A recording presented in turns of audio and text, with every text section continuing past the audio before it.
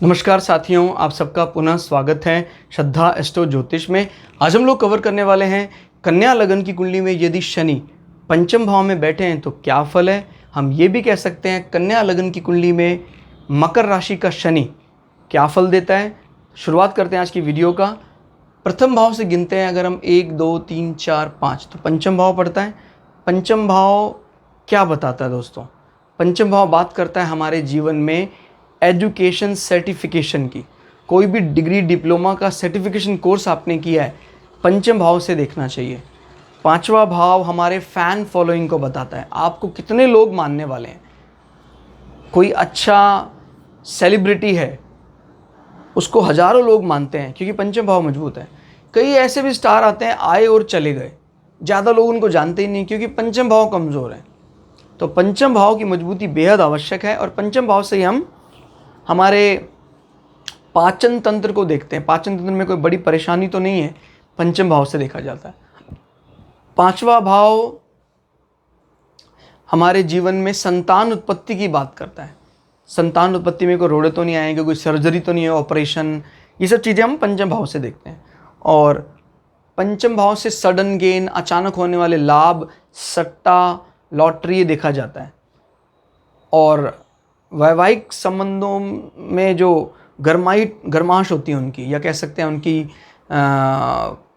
विवाह से पहले प्रेम संबंध पंचम भाव से देखा जाता है। कोई व्यक्ति उन चीज़ों को लेकर बड़ा ज़्यादा समय लगा रहा है, एजुकेशन के समय पर भी प्रेम में लगा हुआ है। इनफैक्ट जो प्रेम विवाह होता है, लव मैरिज, वो 5वें का 7वें भाव के साथ संबंध बताता है। अब यहाँ फिलहाल मकर राशि है, एग्रेसिव राशि मानी जाती है शनि की, जो मंगल की फेवरेट राशि है। क्लियर हो गया? अब यहाँ पर शनि स्वग्रही होकर बैठे हैं तो ये व्यक्ति एजुकेशन के मामले में एकदम आश्वस्त रहता है। एक तो भाई ये होता है ना, शनि यहाँ बैठ जाए तो एफर्ट्स करके अपनी एजुकेशन खुद बना लेता है। ये खुद भी एफर्ट नहीं करता, फिर भी अपने आप ही सारे रास्ते बन जाते हैं। जो प्लैनेट जो अपने कारकत्व में बैठा हुआ है तो बिना एफर्ट्स के उसको संबंधी वो सारे विषय मिल जाते हैं, तो ये बड़ी अच्छी बात है। और पंचम भाव क्योंकि आपके जीवन में संतान पक्ष को भी बात करते हो तो संतान के लिए भी बहुत अधिक समस्या नहीं होगी। मकर राशि का क्योंकि नंबर इवन है तो पहली संतान बेबी गर्ल की बात करता है, बशर्ते इस पर कोई और मैलेफिक प्लैनेट का प्रभाव ना हो। अगर कोई मैलेफिक प्लैनेट का प्रभाव ज़्यादा बली होकर पड़ जाता है तो फिर वो पहली संतान को बेबी बॉय बना देगा। क्लियर हो गया? और सडन गेन के लिए, अचानक होने वाले लाभ के लिए आप आश्वस्त रहिए। जरूर जीवन में ऐसे कोई लॉटरी से लाभ, अचानक फायदे दिखाई देते हैं। क्लियर? अभी फिलहाल इसका संबंध कोई सप्तम से तो नहीं बन रहा है, लेकिन अगर बृहस्पति इन्वॉल्व हो जाते हैं तो फिर सप्तम से संबंध बन जाता है, जो फिर प्रेम विवाह की ओर अग्रसर करता है। क्लियर? और शनि यहाँ बैठकर इस हाउस को भी रिप्रेजेंट कर रहे हैं। छठे भाव के संबंधित विषयों को जब शनि स्वग्रही होकर रिप्रेजेंट करते हैं तो ऐसे व्यक्ति को अपने एजुकेशन में ये चीज़ों को इन्वॉल्व करता है। वो कहीं ना कहीं बैंकिंग, लोन, इन चीज़ों को वो इन्वॉल्व करेगा। कहीं ना कहीं वो औषधीय ज्ञान, हॉस्पिटैलिटी, ये सारी बातें भी दिखता है। अब मंगल अगर यहाँ बैठा होता तो फिर मंगल उच्च का होकर, क्योंकि मंगल एक सर्जन का काम भी देखता है, तो ऐसे लोगों को कहीं ना कहीं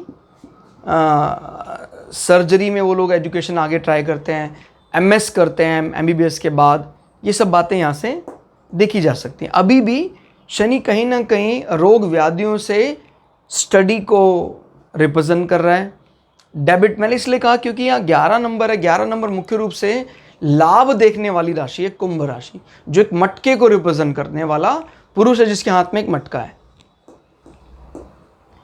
तो इस प्रकार की चीज़ों को समझना है कि क्या वो कहना चाह रहा है। अपने से 12 जरूर बैठा है लेकिन स्वग्रही होकर बैठा है। क्लियर?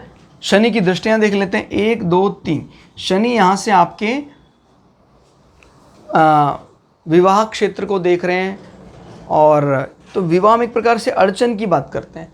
हो सकता है आपकी पढ़ाई पूरी ना हुई, उस कारण से विवाह नहीं हो पा रहा है, या काफ़ी ज़्यादा उम्र तक आपने पढ़ाई करी तो विवाह में अड़चने आ रही हैं, इस प्रकार की बातें यहाँ से दिखाई देती हैं। 3, 4, 5, 6, 7 शनि यहाँ से आपके इनकम सोर्सेज में नज़र डाल रहे हैं। 11वें भाव में प्रायः कोई भी नज़र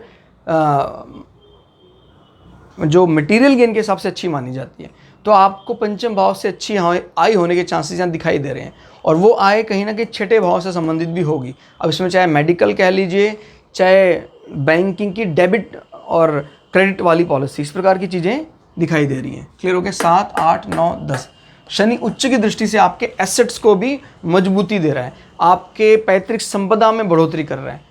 तो उस पढ़ाई ने आपके द्वितीय भाव को भी बहुत मजबूत अवस्था में ले आया है। शुक्र भी अच्छी अवस्था में हो तो निश्चित तौर पर ये लोग अच्छा पैसा जोड़ने में कामयाब हो जाते हैं। क्लियर हो गया? और वाणी पर भी वो शनि के उच्चत्व का जो प्रभाव वो दिखाई देता है, बशर्ते शुक्र भी अच्छी अवस्था में हो, तो वो वाणी कोमल भी होगी और शनि के कर्मों के प्रति सजग रहने की बात करती है शनि की तरह। तो अगर थोड़ी वाणी अगर शनि की तरह कर्कश भी हो जाए तो लोग उसको एक्सेप्ट कर लेंगे, क्योंकि शनि उच्च की दृष्टि से उस भाव को देख रहे हैं। तो कुल मिला के शनि का प्रभाव, क्योंकि स्वग्रही हो गए हैं, अपने खुद के घर में बैठे हैं, खराब नहीं होगा। यहाँ शनि का बल इस राशि में बढ़ जाता है। वो अलग बात है कि शनि इन दोनों राशियों में से ज़्यादा पसंद करती है कुंभ राशि। याद रखिएगा, शनि को हम पसंद करता या करती दोनों इसलिए कई बार कह देते हैं क्योंकि इसका जो जेंडर है वो हम मानते हैं थर्ड जेंडर। तो इस प्रकार के बोलचाल से कई बार हो सकता है आपको याद ना हो तो याद रखने में मदद मिल जाए। ये ना तो मेल माने जाते हैं ना फीमेल माने जाते हैं, क्योंकि एस्ट्रोलॉजी में प्लैनेट के जेंडर मेल है, फीमेल है, थर्ड जेंडर भी है।